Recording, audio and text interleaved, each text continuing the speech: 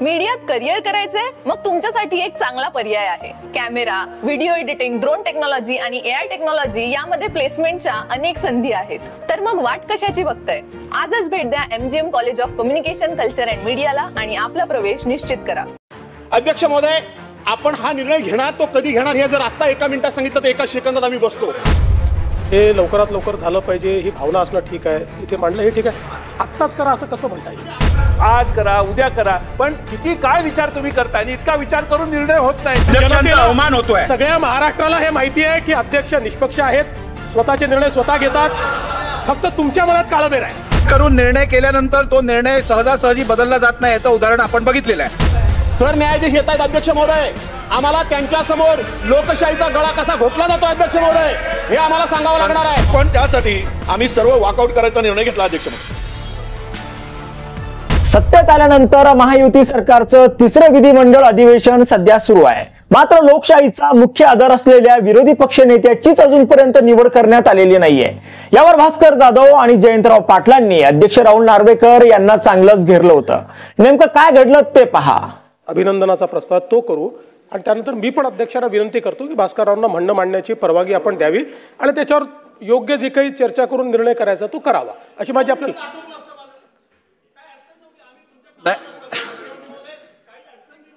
मी आपल्याला बोलायची संधी देतो, परंतु एक गोष्ट रेकॉर्डवर आणणं अत्यंत आवश्यक आहे.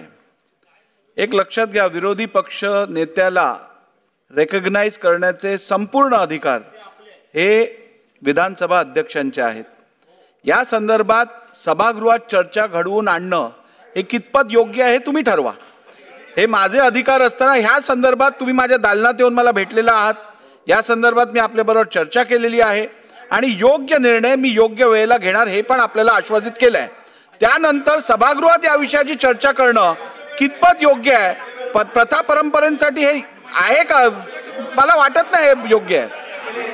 मी हेच सांगत होतो आपल्याला, मी हीच विनंती करण्याकरता उभा आहे. मी आपल्याशी वाद घालण्याकरता उभा नाहीये की आम्ही आपल्याला येऊन तिन्ही पक्षाचे आम्ही प्रमुख पदाधिकारी येऊन आपल्याला भेटलो, आपल्याला आम्ही पत्र दिलं, माननीय मुख्यमंत्री महोदयांना आम्ही भेटलो, दोन्ही माननीय उपमुख्यमंत्री महोदयांना भेटलो. शेवटी सनदशीर मार्गाने हा विषय सुटावा अशा पद्धतीचा आमचा प्रयत्न आहे. BSc मध्ये हा विषय आमच्या सहकार्याने काढला. अध्यक्ष महोदय, आपण हा निर्णय घेणार तो कधी घेणार हे जर आता एका मिनिटात सांगितलं तर एका सेकंदात आम्ही बसतो. नपेक्षा अध्यक्ष महोदय, आज आज आज आज आज ह्या देशाचे सरन्यायाधीश येत आहेत अध्यक्ष महोदय, आम्हाला त्यांच्या समोर लोकशाहीचा गळा कसा घोटला जातो अध्यक्ष महोदय हे आम्हाला सांगावं लागणार आहे. हे आम्हाला बाहेर जाऊन बोलावं लागणार आहे. सन्माननीय सदस्य भास्करराव जाधव साहेबांनी निर्णय घ्या. आज या सभागृहात जो ऐकून तर घ्या, बसा जाधव साहेब, बसा बसा बसा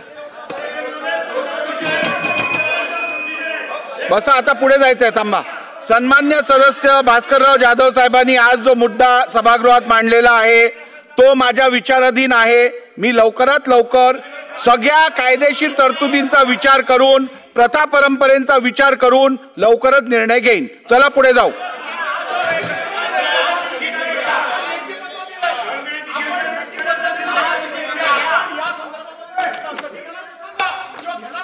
चला,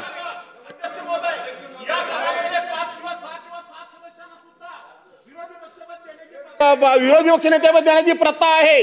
हल्ली आप सरकार दिल्लीमध्ये होतं, 67 आमदार आप सरकारचे होते, 3 भाजपाचे फक्त होते, तरी सुद्धा भाजपाला विरोधी पक्ष नेते पक्षानं दिलेला आहे. 1985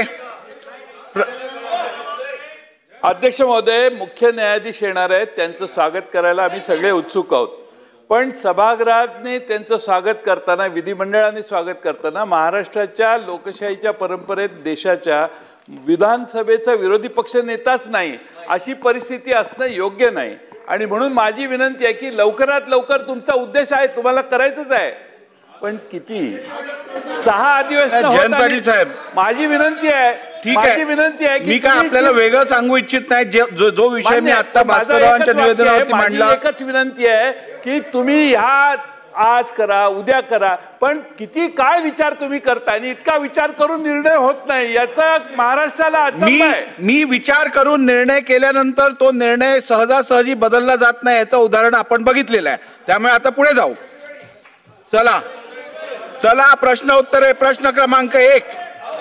प्रश्न नाही आता बस झालं, आता बसा. प्रश्न क्रमांक 1. चला. असं नाही चालत, तुम्हाला संधी दिली, किती वेळा चालवणार आपण हे? बसा. प्रश्न क्रमांक 1.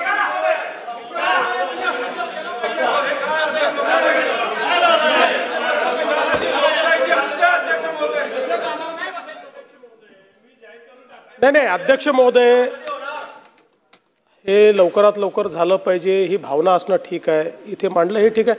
आत्ताच करा असं कसं म्हणता येईल? असं कसं म्हणता येईल? किंवा जयंतराव, तुम्ही आत्ता या क्षणी तारीख सांगा, असं कसं म्हणता येईल? असं नाही म्हणता येणार ना.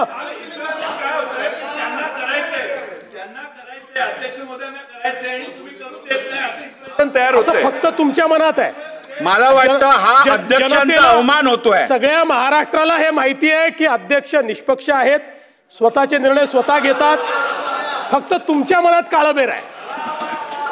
चला पुढे जाऊया. नाही पण चला पुढे जाऊया. प्रश्न क्रमांक 1.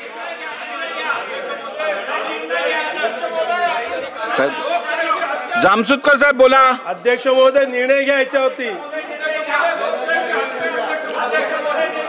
झालं आता, किती बोलला? निर्णय घ्या. सगळे बोलले ना. प्रश्न उत्तर घ्यायची नाही आहेत का? प्रश्न क्रमांक 2. अहो 1 नंबर बोला ना. प्रश्न क्रमांक 2.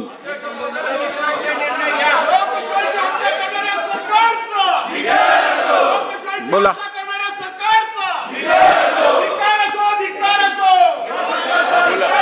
अध्यक्ष महोदय, आज आपण सर्वजण महाराष्ट्राचे सुपुत्र देशाचे सरन्यायाधीश यांच्या सत्कारासाठी आपण सर्व उत्सुक आहोत.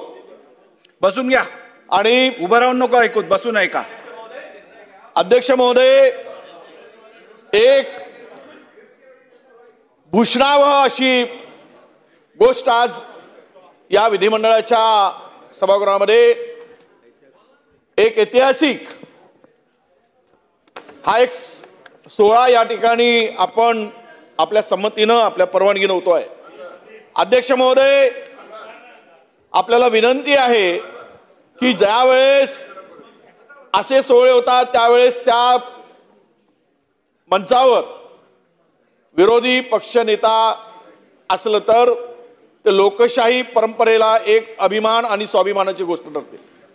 बिना विरोधी पक्षनेत्यांनी अशा पद्धतीनं ते खुर्ची रिकामी ठेवणं हे योग्य वाटतं का, याचंही उत्तर कदाचित आपण देऊ शकाल किंवा देणार नाही. परंतु आज मात्र इतके दिवस होऊ नये, सगळ्या प्रथा परंपरेला बाजूला सारून विरोधी पक्षनेतेपद होत नाही किंवा ती खुर्ची खाली ठेवली जाते, हे किती काळ चालणार आहे?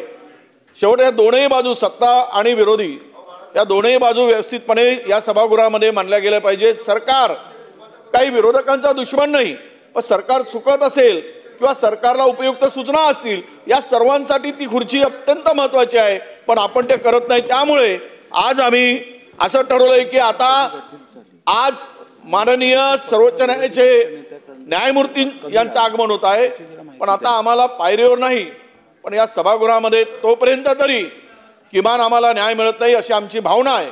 म्हणून आम्ही सर्व आज या ठिकाणी बसण्याचं औचित्य आम्हाला वाटत नाही अध्यक्ष महोदय. म्हणून आपण तातडीनं निर्णय घ्यावा ही आमची आपल्याकडनं अपेक्षा आहे. मी तातडीने निर्णय घेईन. आता पुढे जाऊया आपण त्यासाठी आम्ही सर्व वॉकआउट करायचा निर्णय घेतला अध्यक्ष महोदय.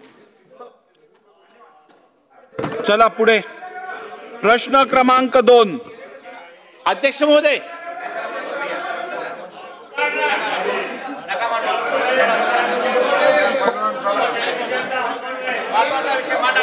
मांडू ना. पक्ष यावरून आरोप प्रत्यारोप सध्या सुरू आहेत. त्याचा दुसरा अध्याय म्हणजे विरोधी पक्षांनी थेट सरन्यायाधीशांकडेच याबाबतची तक्रार केली आहे. विरोधी पक्ष नेत्याची निवड करावी यासाठी विरोधकांना विधिमंडळाच्या पायऱ्यांवर बसून आंदोलन करण्याची वेळ आली आहे. महायुती सरकार दुसऱ्यांदा सत्तेत आल्यापासून हे तिसरं अधिवेशन आहे. विधानसभा अध्यक्षांनी अजूनही विरोधी पक्ष नेत्याची निवड केलेली नाहीये. विरोधी पक्ष नेते पदासाठी विरोधकांकडे 10% आमदारांचं संख्याबळ आवश्यक आहे, पण विरोधातल्या कोणत्याच पक्षाकडे तेवढी सदस्य संख्या नसल्यानं अजूनही विरोधी पक्ष नेतेपदी कोणाचीही निवड झालेली नाहीये. गेल्या 3 महिन्यांपासून पाठपुरावा करूनही अध्यक्ष विरोधी पक्ष नेत्याची निवड करत नसल्याचा आरोप विरोधकांनी केलाय. विधानसभेत कामकाज सुरू झाल्यावर भास्कर जाधवांनी सभागृहात विरोधी पक्ष नेत्याच्या निवडणुकीचा मुद्दा उपस्थित केला. सरन्यायाधीश विधिमंडळात येत असताना त्यांच्या स्वागतासाठी विरोधी पक्ष नेता नाही असा मुद्दाही त्यांनी मांडला.